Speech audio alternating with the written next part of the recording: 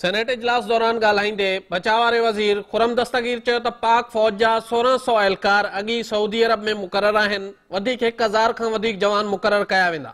Around 1600 Pakistani armed force personnel are on deputation currently in Saudi Arabia.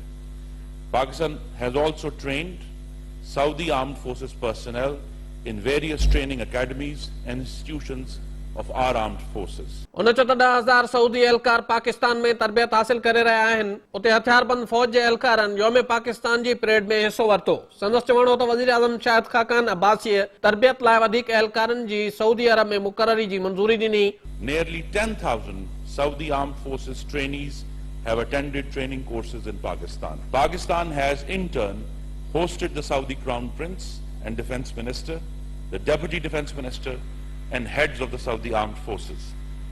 Mr. Chairman, the Prime Minister approved the recent decision to depute additional troops for training and advising the Saudi forces. Senate chairman Raza Rabbani बचाव वारे वज़ीर जी briefing अणपूरी करार ॾींदे चयो त मामले ते अणपूरा तफ़सील पेश कया पिया वञनि। This is shedding no light on the decision that has been taken by the Prime Minister. I'm sorry, the statement is inadequate.